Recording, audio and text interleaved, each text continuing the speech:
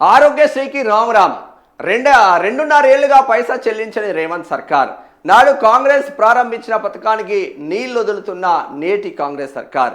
నిర్వీర్యం అవుతున్న ప్రభుత్వ హాస్పిటళ్ళు, పేరుకుపోయిన 100 కోట్ల బకాయిలు, ఇన్సెంటివ్లు రాక సిబ్బంది నిరుత్సాహం, ప్రభుత్వ వైద్యంతో అత్యవసర సేవల పరికరాల సరఫరా నిలిపివేస్తున్న ఏజెన్సీలు, నిధులు లేక నీరసించిపోతున్న దవాఖానాలు, రోగులకు ప్రైవేట్కు పంపుతున్న వైద్యులు. మంచిగానే ఉన్నది కథ.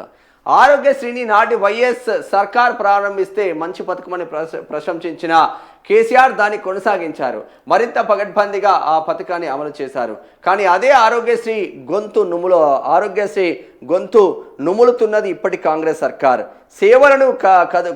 సేవలను కుదించింది, బకాయిల చెల్లింపులు బంద్ చేసింది, పనిగట్టుకొని ప్రభుత్వ దవాఖానాలను నిర్వీర్యం చేస్తూ ఉన్నది.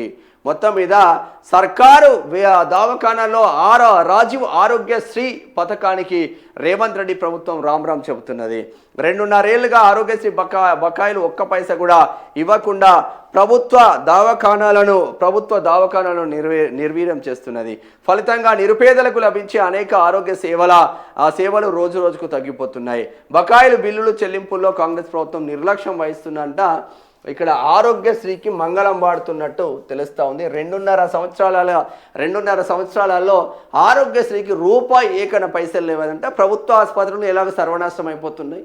ప్రైవేట్ హాస్పిటల్కి పోయి ఆరోగ్యశ్రీలలో చేసుకుందామంటే ఆరోగ్యశ్రీ ప్రభుత్వ ఆసుపత్రికి ఇప్పటివరకు బిల్లులు మాత్రం చెల్లించలేదంట. బట్ ట్రీట్మెంట్లు మాత్రం అవుతున్నాయి. వీళ్ళు రాసినట్టు దుమ్మెత్తి పోసినట్టు ఏం లేదు కాంగ్రెస్ వ్యవహారంలో. ప్రైవేట్ ఆసుపత్రికి పోయినా కూడా ఆరోగ్యశ్రీలో ట్రీట్మెంట్ అవుతుంది. చాలామంది ఆరోగ్యశ్రీలో ట్రీట్మెంట్ చేసుకుంటున్నారు. బట్ ఆ హాస్పిటల్కి అనేది బిల్లులు మాత్రం చెల్లించట్లేదంట కాంగ్రెస్ ప్రభుత్వం. మరి మంగళం పాడుతుంది అంటే పాడతట్టే ఉన్నది.